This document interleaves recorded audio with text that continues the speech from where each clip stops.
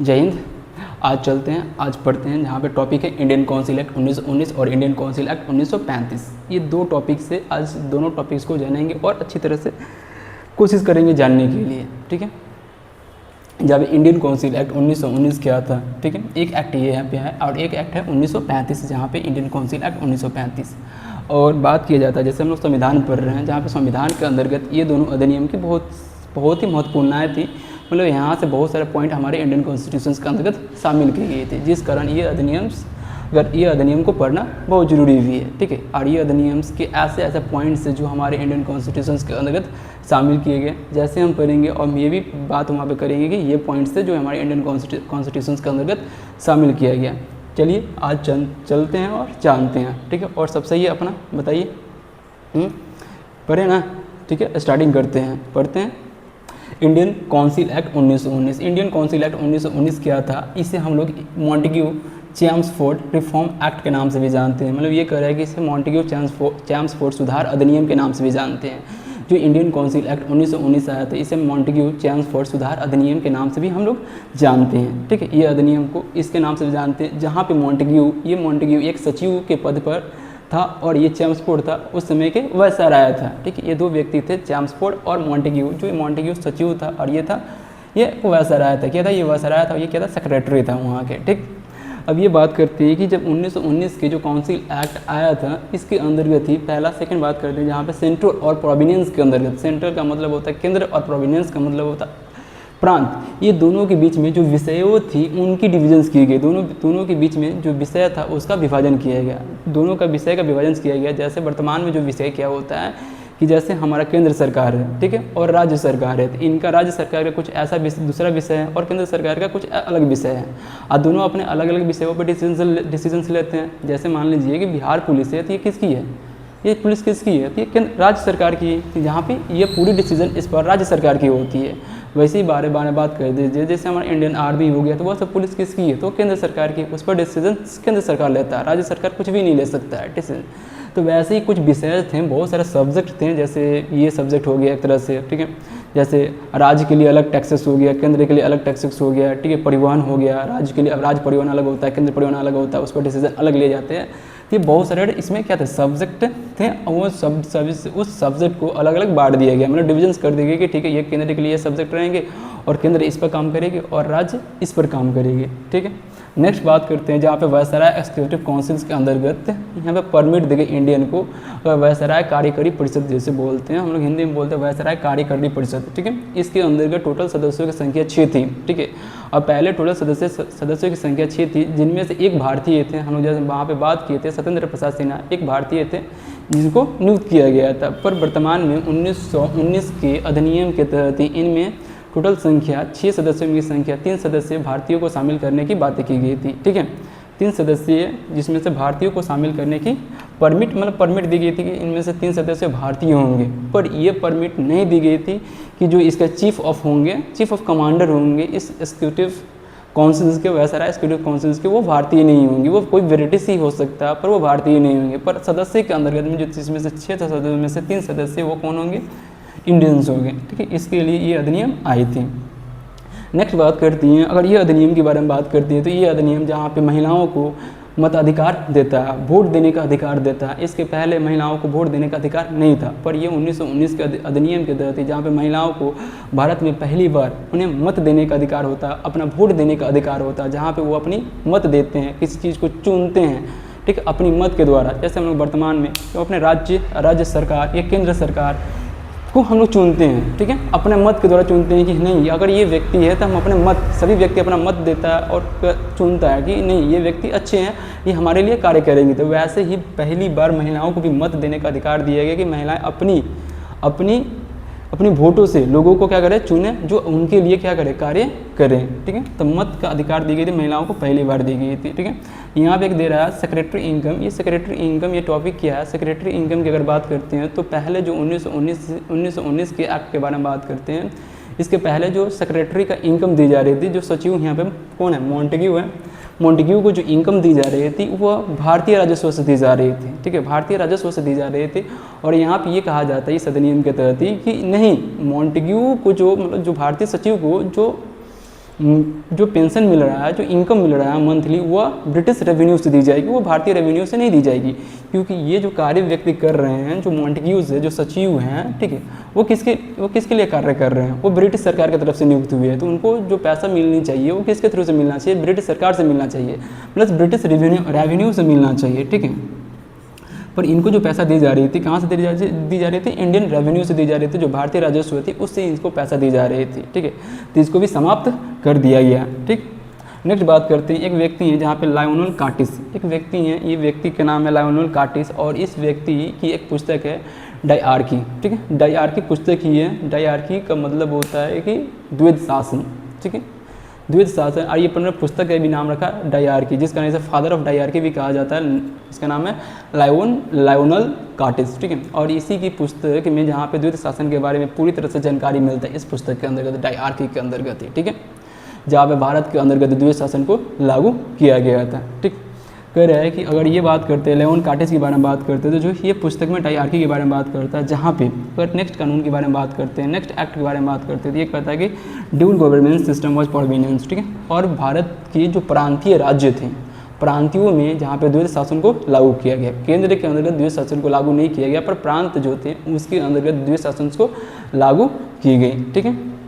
फिर बात कर रहा है बजट सेपरेट। बजट सेपरेट क्या होता है कि मतलब ये कह रहा है कि जो केंद्र थे और जो केंद्र थे और जो हमारा प्रांत थे, अब दोनों के लिए बजट अलग अलग कर दी गई थी। मतलब केंद्र के लिए बजट ये होगी और राज्य के लिए बजट ये होगी, तब ना राज्य विकसित करेगा और केंद्र अलग से विकसित करेगा, ठीक है। तो दोनों के लिए बजट अलग अलग सेपरेट की गई, ठीक है। केंद्र के लिए अलग की गई और प्रोविडेंस के लिए अलग की गई। नेक्स्ट बात करते हैं जहाँ पे public service commission in India का प्रावधान दिया गया, ठीक है। भारत में पब्लिक सर्विस कमीशन का गठन करने का प्रावधान भी दी गई थी, इस एक्ट के तहत ही, 1919 के एक्ट के तहत ही। नेक्स्ट बात करते हैं, ठीक है, जहाँ पे secretary of India was given the power of appoint the auditor general of India. मतलब कह रहा है कि जो सेक्रेटरी जनरल्स थे, जो सेक्रेटरी थे भारत के, जो सेक्रेटरी थे तो मॉन्टेग्यू थे। मॉन्टेग्यू जो आने वाले कोई भी सेक्रेटरी होंगे उनको ये अधिकार दिया गया कि महालेख परीक्षक, भारत के अंतर्गत जो महालेख परीक्षक है उनको नियुक्त करने का अधिकार दिया गया। किसे सेक्रेटरी को दिया गया। जो सेक्रेटरी होंगे भारत का, कि वही व्यक्ति महालेख परीक्षक को नियुक्त कर सकते हैं, मतलब ये अधिकार दिया गया। जैसे वर्तमान में कौन था, मॉन्टेग्यू था, तो मॉन्टेग्यू को अधिकार दिया गया कि तुम ऑडिटर जनरल ऑफ इंडिया को तुम नियुक्त कर सकते हो, ठीक है। अब इस अधिनियम के द्वारा ही लोकसभा राज्यसभा का भी गठन की गई थी, ठीक है, जहाँ पे मैं संसदीय प्रणाली के अंतर्गत, ठीक है, मतलब केंद्र के अंतर्गत जहाँ पे दो शब्द का गठन किया गया था। एक था लोकसभा, मतलब दो सभा गठन की गई थी, एक लोकसभा एक राज्यसभा का गठन की गई थी, ठीक है। अब ये अधिनियम आया था, तो ये अधिनियम की अगर बात करते हैं तो ये अधिनियम आया, ठीक है, ये अधिनियम आया। तो इस अधिनियम में जब बातें की गई थी कि 10 साल बाद इस अधिनियम को जांच करने के लिए, ठीक है, एक कमेटी की गठन की जाएगी, ठीक है। और ये कमेटी 10 साल बाद आएगा। तो अगर इस कमेटी के 1919 में आया तो ये कमेटी 1929 में फिर एक क्या आना चाहिए, एक कमेटी आना चाहिए इसकी जांच करने के लिए। पर 2 साल पहले ही 1927 में ये कमेटी आ जाती है, जिसे हम लोग साइमन कमीशन कमेटी के नाम से जानते हैं, ठीक है। और ये कमेटी आती है और भारत में जांच करने लगती है, जिस कारण जब ये भारत में आती है तो इसका बहुत सारा क्या विरोध भी किया जाता है, साइमन गो बैक का नारा भी दी जाती है, ठीक है, इस अधिनियम मतलब इस साइमन कमीशंस को लेकर, ठीक है। और ये अपना रिपोर्ट भी देता है, ठीक है, और रिपोर्ट के अंदर सब कुछ सही बताता है, ठीक है, जिस कारण बहुत भी विरोध भी किया जाता है साइमन कमीशंस को। अब कुछ ऐसे भारतीय लोग हैं जहाँ पे इन्होंने अपनी इस अधिनियम के रूप में अपने विचारधाराओं को रखे थे, ठीक है, अपनी टिप्पणी की थी, अपनी विचारधाराओं को रखे थे कि ये अधिनियम क्या है। जैसे हम लोग ये अधिनियम पढ़ रहे थे, हम लोग फील कर पा रहे कि ये अधिनियम ये थी, पर ये व्यक्ति उस समय वहाँ पे थे और इस अधिनियम जो लागू हुआ था, जैसे अब हम लोग अभी तो फील कर, जैसे मान लो कि केंद्र सरकार है कोई भी चीज़ को लागू कर रहा है तो हम लोग फील कर रहे हैं कि ठीक है ये केंद्र सरकार क्या कर रहा है, लागू कर रहा है, ये केंद्र सरकार क्या कर रहा है, लागू कर रहा है, ये सही है गलत है, हम लोग अभी पहचान पा रहे हैं। पर उस समय चीज़ को तो हम लोग अभी पूरी तरह से फील नहीं कर पाएंगे, जो बुक में लिखा हुआ है उस चीज़ को फील कर पाएंगे। तो यहाँ पे जैसे इंडियन नेशनल कांग्रेस ने इस अधिनियम को निराशवादक बताया था, कि निराशजनक बताया था कि ये जो अधिनियम देखा लोगों के लिए एक निराशजनक अधिनियम से, ठीक है। वही बात करते हैं लोकमान्य तिलक मीन्स बाल गंगाधर तिलक के बारे में बात कर रहा है। अब बाल गंगाधर तिलक ने इसे कहा था द मॉर्निंग विथआउट सन, मतलब इसे कहा था कि द मॉर्निंग विथआउट सन बोला था कि बिना सूरज का सवेरा कहा था। बिना सूरज का सवेरा का मतलब कह रहा है कि अधिनियम तो लागू कर दी गई थी, पर यह अधिनियम तो लागू कर दी गई थी लोगों के लिए, पर यह अधिनियम वर्क नहीं कर रहा था, ठीक है। जब बोलते हैं ना सूरज तो हो गया है, मतलब बिना सवेरा तो हो चुका है पर सूरज ही नहीं है, सवेरा हो चुका है पर सूरज ही नहीं है, तो क्या फ़ायदा सवेरा का। तो वही किया कहा जा रहा है कि ये एक्ट तो लागू कर दी गई है पर वह एक्ट रिफॉर्म नहीं कर पा रही है, मतलब रिफॉर्म नहीं कर पा रही है, लोगों को लागू नहीं हो पा रही है अच्छी तरह से, चल नहीं पा रही है अच्छी तरह से, ठीक है। एक और व्यक्ति हैं, व्यक्ति नहीं है, ये सुभाष चंद्र बोस हैं, ठीक है, हम लोग व्यक्ति नहीं बोलेंगे, महान व्यक्ति बोलेंगे, ठीक है। इन्होंने बोला था कि इस एक्ट को बोला था कि the act created the new bond for the peoples का इन्होंने बोला था कि ये जो एक्ट आया है, ठीक है, जो 1919 को एक्ट आया है, ये एक लोगों के बीच एक नवीन बंधन क्रिएट कर रहा है, ठीक है, नया बंधन क्रिएट कर रहा है, मतलब लोगों को समझ में नहीं आ रहा है, ऐसी तरह से एक बंद बोला था सुभाष चंद्र बोस ने, बोला था कि एक नए बंधन को क्रिएट कर रहा है लोगों के बीच में ये अधिनियम, ठीक। तो ये अधिनियम 1919 के अधिनियम थी जहाँ पे ये सभी चीज़ें आई गई थी और इसके तहत ही बहुत सारी चीज़ें हमारे इंडियन कॉन्स्टिट्यूशन के भी यहाँ से उठाकर शामिल की गई थी, ठीक है, शामिल की गई थी। जैसे मान लो कि बजट को लेकर, ठीक है, अभी भी केंद्र में और राज्य सरकार में अलग अलग बजट पेश होते हैं, ये शामिल की गई थी, ठीक है। महिलाओं को भी अधिकार दिया जाता था वोट को, तो मतलब ये सब ली गई है, ठीक है। भारत मतलब कुछ इस अलग अलग अधिनियम से जो ब्रिटिश के द्वारा लाई गई थी, तो वहाँ से अलग अलग अधिनियमों से कुछ लेकर हमारे इंडियन कॉन्स्टिट्यूशन को बनाई गई है। वैसे ये अधिनियम बात करते हैं जहाँ पे 1935 के अधिनियम के बारे में बात करते हैं, ये अधिनियम क्या था और ये अधिनियम के बारे में बात करते हैं। तो ये अधिनियम 1935 भारत शासन अधिनियम 1935, चाहे इसको बोलते हैं इंडियन काउंसिल एक्ट 1935, भारतीय परिषद अधिनियम भी बोलते हैं, ठीक है। अब ये अधिनियम की अगर बात करते हो तो ये अधिनियम के तहत ही फेडरल गवर्नमेंट का गठन होता है, ठीक है। फेडरल गवर्नमेंट का मतलब होता है संघीय शासन की शुरुआत गठन की जाती है। भारत में पहली बार संघीय शासन की शुरुआत की जाती है, ठीक। चाहे अखिल भारतीय शासन की भी शुरुआत की जाती है, अखिल भारतीय शासन की भी शुरुआत की जाती है, ठीक। अब ये जानते थे कि हम लोग 1919 में जहाँ पे प्रांत के अंतर्गत ड्यूल गवर्नमेंट लागू होता है, ठीक है, द्वैरी शासन लागू होता है और उसके अंतर्गत ड्यूल शासन को समाप्त कर दिया जाता है प्रांत के अंतर्गत, पर उसे सेंट्रल में फिर इम्प्लीमेंट कर दी जाती है। पर वह प्रांत से हटाकर, प्रांत से ड्यूल गवर्नमेंट को हटाकर अब पूरे सेंट्रल में लागू कर दिया जाता है। सेंट्रल में लागू कर दिया तो मतलब प्रांत में भी खुद ही लागू हो चुका है, ठीक है। नेक्स्ट बात करते हैं, और इस अधिनियम के द्वारा रिजर्व बैंक ऑफ इंडिया की गठन की गई थी। रिजर्व बैंक ऑफ इंडिया की गठन की गई थी। अगर 1935 के शासन के अधिनियम के बारे में बात करते हैं तो 1935 के जो शासन है, एक्ट है, इस अधिनियम के तहत रिजर्व बैंक ऑफ इंडिया की गठन की गई थी। और जब ये रिजर्व बैंक ऑफ इंडिया गठन की गई थी, जैसे वर्तमान में रिजर्व बैंक ऑफ इंडिया, ये क्या है, हमारे इंडियंस गवर्न, ये इंडियंस है, ठीक है, मतलब ये इंडियन बैंक है जहाँ पे भारत सरकार की अभी वर्तमान में गठन है। पर ये जो रिजर्व बैंक थी उस समय जब गठन हुई थी 1935 में, ये ब्रिटिश की एक बैंक थी, ठीक है, जहाँ पे ब्रिटिश की बैंक थी, ब्रिटिश की जो जितने रेवेन्यू थे इसमें जमा हो रहा था, उनको मतलब पैसा जो हो कमा रहे हैं उनको चाहिए था ना, बैंक चाहिए था, इसीलिए bank reserve bank of India का गठन किया था, ठीक है। बाद में हम लोगों ने 1949 में इसका नेशनलाइज कर हम लोगों ने इसे अपना नेशनलाइज कर इंडियन नेशनलाइज कर दिया, राष्ट्रीयकरण किया, ठीक है। रिजर्व बैंक ऑफ इंडिया को फिर भारत में शामिल किया गया, ठीक है। वही बात करते हैं, जैसे बात करते हैं रिजर्व बैंक ऑफ इंडिया ना, जैसे तो 1949 के पहले इसमें पाकिस्तान का, म्यांमार का, ठीक है, और भारत खुद ही था, ठीक है, सबका रिजर्व यही कर रहा था, पैसे को मतलब जितने भी फाइनेंशियल सिस्टम था यही कंट्रोल कर रहा था, reserve bank of India he control कर रहा था, ठीक है। वही बात करते हैं फेडरल गवर्नमेंट, फेडरल कोड के बारे में बात करती है कि भारत के अंतर्गत इस अधिनियम के तहत संघीय न्यायालय की स्थापना की गई थी, संघीय न्यायालय की स्थापना की गई थी इस अधिनियम के द्वारा ही, ठीक। नेक्स्ट बात करते हैं, इस अधिनियम के बारे में बात करते हैं तो ये अधिनियम कहता है कि भारत शासन अधिनियम 1935 के तहत ही म्यांमार को भारत से अलग कर दिया गया, म्यांमार को भारत से अलग कर दिया गया और अलग कर दी गई, ठीक। और हमारे दो अलग प्रोविनेंस भी बनाई गई थी, दो अलग प्रांत भी बनाई गई थी, एक था सिंध और दूसरा उड़ीसा, जिसे हम लोग उड़ीसा बोलते हैं, उड़ीसा भी बोलते हैं, ठीक है। अलग दो सिंध बनाई, दो क्या बनाई गई थी, प्रांत बनाई गई थी, ठीक। और इस अधिनियम के तहत ही भारत में अलग अलग, जहाँ पे हम लोग बोलते हैं डिविजन्स के बारे में बात किए थे, तो थोड़ा सा डिविजन्स को और रिफॉर्म कर दी जाती है, ठीक है।